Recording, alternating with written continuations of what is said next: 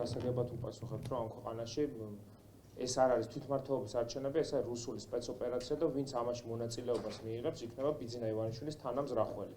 ბოიკოტის შედეგები თუ ვინმეს არ ახსოვს და არ ჭირდება ამას მსოფლიო რუკაზე გადახედვა 1990 წლის ბოიკოტის შედეგები ნახოს, როდესაც ეროვნულმა მოძრაობამ და ზვიად გამსახურდიამ კომუნისტურ პარტიასაც კი დაახევინა უკან და არ ვიცი, ახლა შეიძლება ვიღაცები ამ დროს კომუნისტურ პარტიაში იყვნენ და კომკავშირში იყვნენ და ახლა შეიძლება მეორე მხარეს რო აღმოჩნდნენ, ამიტომ წინთ და არ ახსოვთ ეს ფაქტი.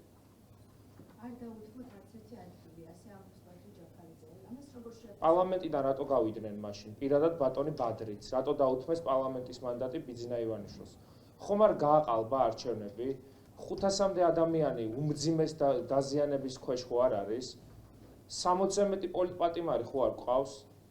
პარტიის თავმჯდომარეს, ქალს, მეუღლეს, ქმარს ქუჩიდან რო პარავენ. ამის გამო ხო არა? და ხა ეს რიტორიკული კითხვებია და დროზე უნდა მიიღოს, მე ვფიქრობ, ლელომ გადაწყვეტილება, იმიტომ რომ ეს პოლიტიკური საკითხიც აღარ არის, მორალური საკითხია. არ მიიღებენ კი არა, ვერ უნდა მიიღოს ლელომაც მონაწილეობა. ეს არის ჩვენ თვითმიზანი. ეს ლელოს მცდელობა ხო არ არის, რომ პირველი ადგილი დაიკავოს ოპოზიციურ ფრონტზე, თუ როგორ შეიძლება? მე ესე შევაფასებდი, რომ ლელო ჩემი აზრით სამწუხაროდ მისი რიტორიკით, რასაც ვისმენთ, იბრძვის ოპოზიციაში პირველი ადგილისთვის. ღიად და ცხადად.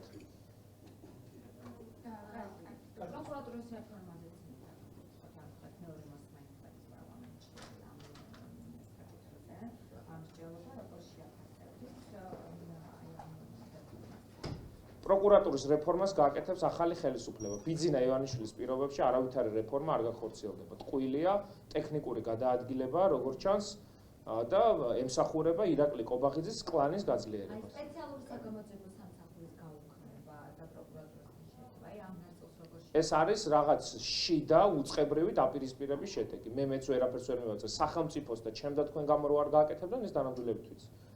ლატვიაში მიმდინარე პროცესებზე უნდა ვკითხოთ, გვახსოვს ჩვენთან ჩატარებული არჩევნებს ამ პროცესს აკრიტიკებდა, ახლა იქ თავად ქვეყანაში არჩევნები არის ჩაშლის პირას, როგორც ვიცით.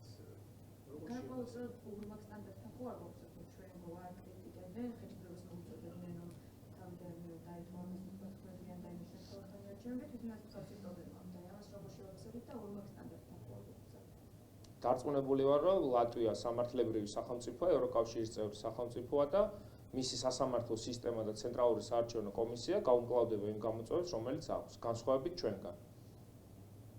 აჩეხება ნიღბების აკრძალვის თემას დონალდ ტრამპმაც გაიმეორა იგივე, რაც დეკემბერში საუბრობდა. ქვეყანაში მმართველი პარტია, მაშინ აკრიტიკებთ თქვენ ოპოზიციამ გადაწყვეტილებას, ახლა ამერიკის შემთხვევაში როგორ არის?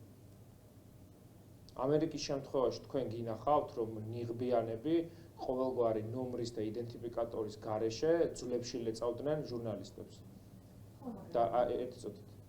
ორმაგი სტანდარტი ზუსტად ეს არის. ნიღაბი ჯერ გაიკეთა პოლიციელმა ან ზონდერმა, არ ვიცით ვინ არის საერთოდ. ახლა როგორ არ გვინახავთ სპეციალური დანიშნულების რაზმი?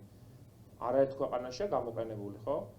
მაგრამ გადაცდომა როცა ხდება, მნიშვნელოვანია რომ იდენტიფიკატორი ქონდეს მას, რომ ამოვიცნო ვინ არის. მათ შორის სახელმწიფომა მიცნოს ვინ არის მოძალადე და დასაჯოს. ბანდფორმირებები რო თარეშობდნენ, იმათ ნიღბებზე არ ქონდა პრობლემა ქართულ ოცნებას.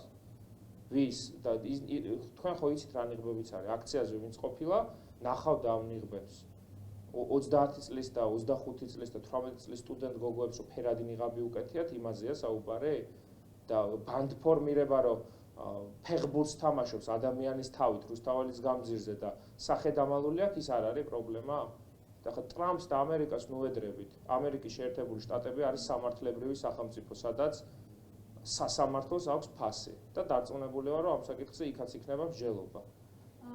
მაშინ ამ საარჩევნო დემოკრატიული გადაწყვეტილება მიიღო ქართულ ოცნებამ და ტრამპაც აწიდა დემოკრატიული გადაწყვეტილება მიიღო. დონალდ ტრამპი არის ყველაზე დემოკრატიული სახელმწიფოს დემოკრატიული წესით არჩეული პრეზიდენტი.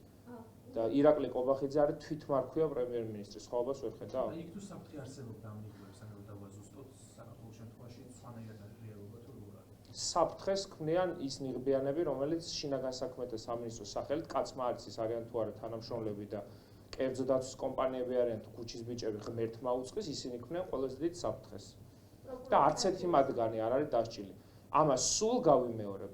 რანაირი მომხრე არ უნდა იყოს ქართული ოცნების, აი ყველაზე გულმხურვალი ქომაგი ივანიშვილის, ხო? ამ თვეების განმავლობაში არც ერთ პოლიციელს არაფერი არ დაუშავებია, ერთ პოლიციელს. ახლა რაზეა საუბარი? ვინ ქმნის საფრთხეს, ამას კარგად ვხედავთ. უნდა ვკითხოთ საპროკურორის არჩევის წესით, რომელიც დაინიციირდა პარლამენტში, საპროკურორო საბჭო ერთი თვის ვადაში შეისწავლიდა და ახლა ერთი კვირა იქნება პროკურორის არჩევის ვადად. გენერალურ პროკურორზეა ხო საუბარი? დაასახელოს ერთი კანდიდატი და წარუდგინოს საბჭოს. კვირის ბოლომდე დაჩქარებულად განიხილება ეს წესის სრულდება. ეჩქარებათ ახალი გენერალური პროკურორის არჩევა, იმიტომ რომ ბევრი პოლიტიკოსი და სამოქალაქო აქტივისტი ყავს დასაჭერი. ამიტომ ერთ თვე ვერ მოითმენენ და უფრო მალე უნდა დაასახელონ, რომ კონკრეტულ პირზე იყოს შემდეგ რეპრესიები მიწერილი. და მე ის დაასანქცირონ, ვინც ამას გააკეთებს. მსგავსად ყოფილი პროკურორისა, რომელიც გენერალური პროკურორისა, რომელიც ნაგვის ხუთში ჩააგდო ბიძინა ივანიშვილმა. საკანონმდებლო კომისიაზე გამოსავალების ოპოზიციური ლიდერების საკავშირებაზე და ასევე რამდენიმე ფილის დღეს არის ბადრის პარტაკებიოშეთის პროცესები ჩანიშნული, როგორ შეაფასებთ შენაირი? ეს არის პოლიტიკური რეპრესიის იარაღი. დღევანდელი ფაქტი, რაზეც ისაუბრა თინა ბოკუჩავამ, ეს კიდევ უფრო ამძიმებს იმ სურათს, რაც ამ ქვეყანაში არის, რომ მთავარი ოპოზიციური ძალის, რომელიც ევროპარლამენტის საგარეო კომიტეტის ანგარიშიც არის დაფიქსირებული, ხო? რომ ნაციონალური მოძრაობა არის ამ ქვეყანაში ევროპული იდეის მედროშე.